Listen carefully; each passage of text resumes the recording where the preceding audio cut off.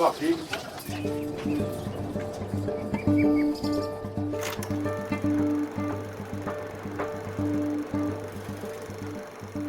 45 ans séparent ces deux images.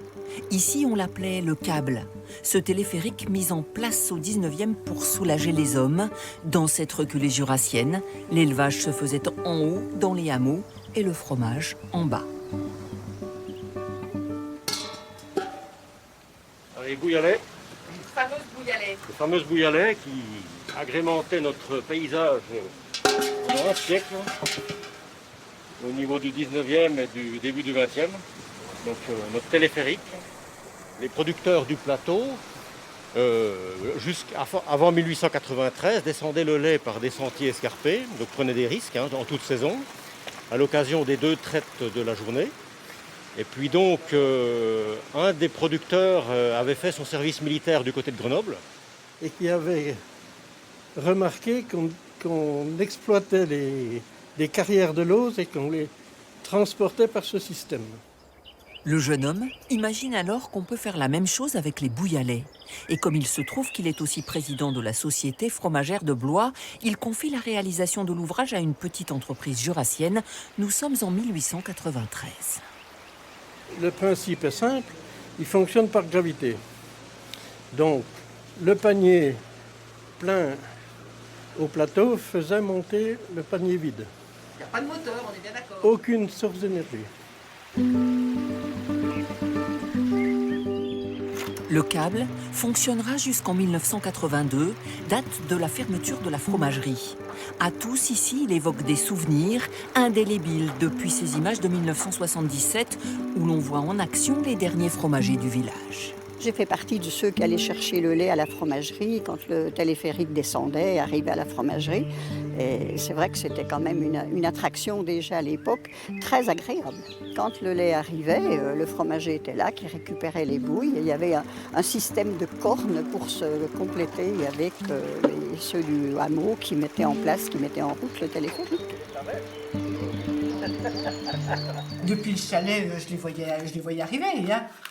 Et puis quand ils arrivaient en bas, je déchargeais. Puis l'hiver. Ça devait être lourd. Ah ben, j'en ai bavé la première année parce qu'il y en a un qui a mis une bouille de 50 litres, mais en fer, une grosse bouille. Alors il y avait plus de 60 kilos. L'été, il faisait deux voyages, ça tenait pas tout. Alors comme c'était les plaines qui remontaient les vides, alors au deuxième voyage, j'avais la trompette, je trompettais, et puis allez, pof, ça repartait, puis le deuxième voyage arrivait. Des fois, ça marchait pas?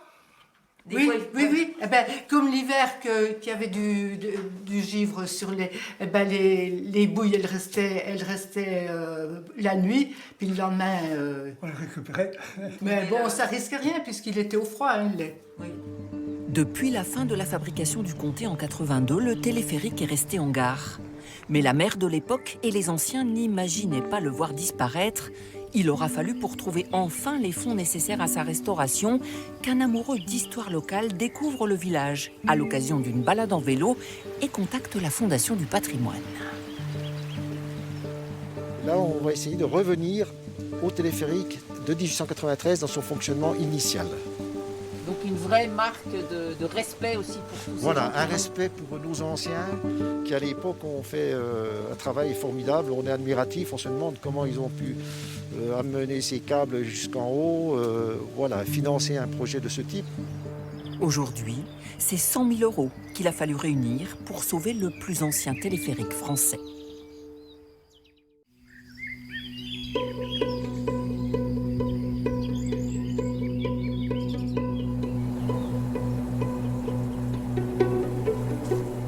Un appareil qui va, comme un appareil photo, prendre son environnement. Et puis, le résultat, c'est des images en 3D, et donc des images très précises, c'est-à-dire qu'on va pouvoir voir tous les petits rouages, tout ça. Et donc, on fait plusieurs positions. Et en assemblant ces positions, ça nous donne le bâtiment en 3D avec tous les éléments mécaniques et puis tous les éléments de structure. Ils viennent de numériser les pièces pour tout remettre dans l'ordi et commencer à travailler pour le remplacement de ce qui sera nécessaire.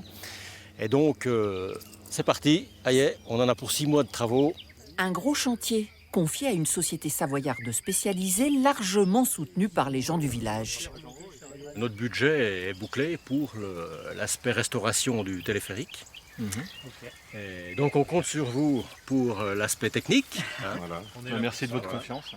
Tous suivent de près la renaissance de leur trésor en fournissant un maximum d'éléments pour que les choses se fassent dans les règles de l'art. Nous, on va également participer au niveau de la municipalité. On fournit des poutres de chêne qui vont remplacer les quelques-unes qu'on doit changer, qui sont usées. Et donc c'est du chêne local.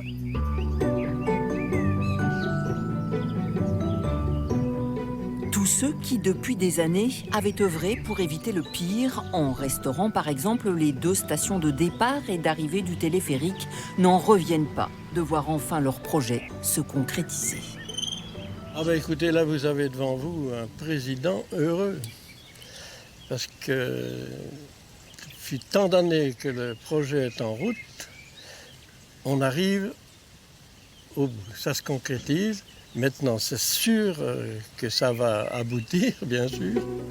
Et l'exploit technique des hommes du 19e va prendre tout son sens. 500 mètres de long, 200 mètres de dénivelé, sans moteur. Une savante construction de poulies en bois et en fonte, restée quasiment intacte, le tout inspecté près de 130 ans plus tard, grâce aux technologies les plus pointues. C'est un contrôle par ultrasons.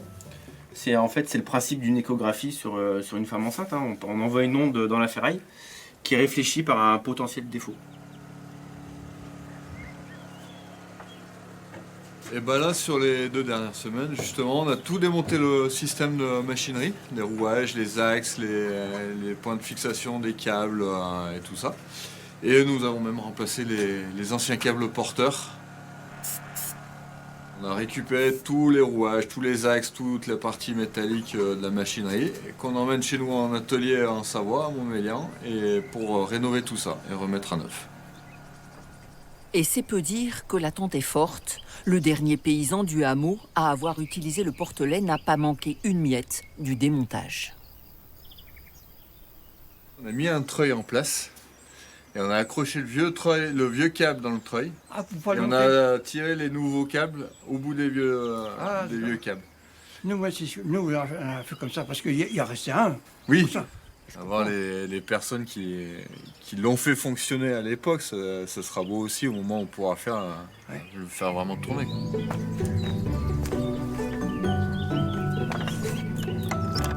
Comme un clin d'œil à l'histoire, Blois-sur-Seille, qui s'était inspiré au 19e des techniques utilisées dans les montagnes de Savoie, y fait aujourd'hui renaître son téléphérique.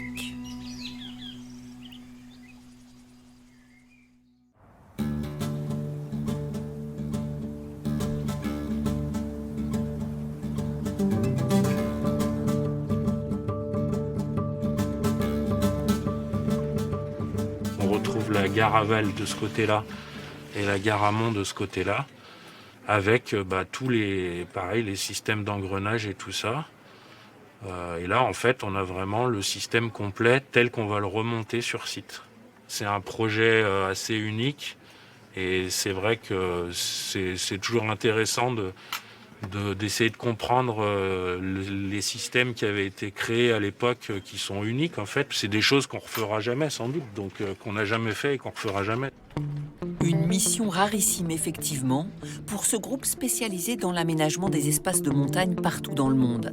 Sécurité, loisirs, mobilité sont les piliers de la maison. Tous les produits et toutes les expertises qu'on a dans l'entreprise. MND, c'est une entreprise qui a 20 ans et qui est née à la base de la sécurité du déclenchement avalanche qu'on va voir dans nos produits. Toute la petite équipe venue de Blois-sur-Seille est impressionnée par la taille et l'expertise de l'entreprise à laquelle ils ont confié leur téléphérique. Mais l'estime est réciproque, car les ingénieurs du groupe avouent avoir été surpris par les techniques utilisées par l'entreprise jurassienne qui a conçu le portelet au 19e siècle. Pour tout dire, ils ont même été surpris par l'ingéniosité des personnes de l'époque et on s'est parfois creusé un petit peu la tête pour savoir, il y avait des vieilles pièces en fait qui n'avaient pas tourné depuis des années et il a fallu se creuser un petit peu la tête pour savoir comment est-ce que ça fonctionnait. Et au début on s'est dit mais non, mais c'est pas possible, ça fonctionne pas comme ça peut pas marcher et tout. Et en fait c'est juste parce qu'on n'avait pas compris la manière de fonctionner de la machinerie de l'époque. Là, nous sommes en train de monter une gare de débrayable, d'un télésiège débrayable. Donc c'est une gare qui est destinée aux États-Unis. Notre ancêtre téléphérique nous a permis d'avoir accès à une installation moderne de construction téléphérique. Donc là, on a les poulies qui ont été rénovées. Donc les flasques qui ont été sablées et traitées au zinc. Et les quartiers dedans qui ont été repris. Oui, oui. Voilà. C'est pas facile à tourner ça. C'est du Non. bois debout. Hein. Moi, c'est pas évident. Il servait entre 2 et 4 fois par jour à l'époque. Mon arrière-grand-père faisait partie de la conception avec... Les créateurs. Voilà, oui, oui. C'était tous les ingénieurs à l'époque. Parce qu'il fallait le faire, les calculs d'angle de flèches et compagnie. Et du coup, ça vous fait plaisir de le voir comme ça reprendre vie. Mais j'en avais l'entretien depuis 68 jusqu'à maintenant. Tout au long de la visite, chaque pièce est inspectée, mais la méfiance initiale fait vite place au sentiment d'avoir fait le bon choix. Le petit groupe d'élus et de passionnés de Blois-sur-Seille n'a plus qu'une hâte, voir revenir les éléments du Portelet au village. Quand on est tombé sur le fait que c'était le premier téléphérique de France, ou l'un des premiers, c'est difficile à démontrer, ça nous a tout de suite plu. Et le fait d'aller là-bas et de voir cette équipe hyper passionnée et qui voulait absolument reconstruire ce truc-là sans moyens, parce qu'au départ il n'y avait pas de moyens, on a dit banco, il faut qu'on trouve des solutions. La technologie, elle vient un peu des Alpes. Elle est allée là-bas, ils ont construit quelque chose dans le Jura et quelque part c'est un peu normal que nous, entreprise Savoyard, finalement on le rénove. Finalement c'est un peu logique.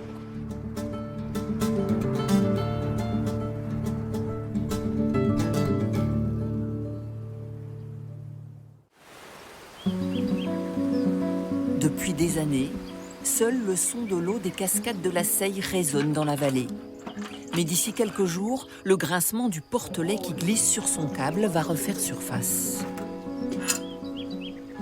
Autour des pièces revenues de Savoie, les amoureux du téléphérique sont comme des gosses au pied du sapin. Donc en fait, ça, si tu veux, c'est le patin vient là. Eh oui, d'accord. Ouais. C'est exactement le même système de frein qu'une roue de train. Ouais. C'est vrai que c'est épatant, on a connu les pièces toutes rouillées et toutes... ils ont vraiment bien bossé. C'est étonnant de voir ça, c'est vraiment... Jamais on n'aurait pensé de voir nos pièces aussi bien rénovées. On voit que ça vous fait plaisir, monsieur Chambard. Inespéré, vous dites Pour nous, c'était fichu. Jamais on pensait pouvoir le refaire, ce travail.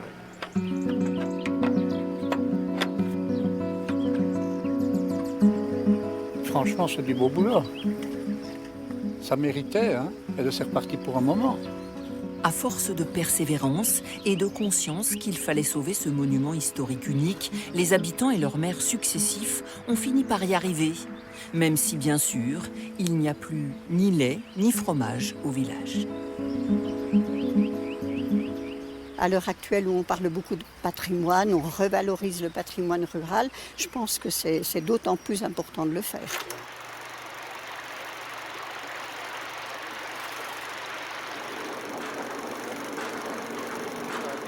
Nous-mêmes, enfants, on l'a vu fonctionner, bien sûr.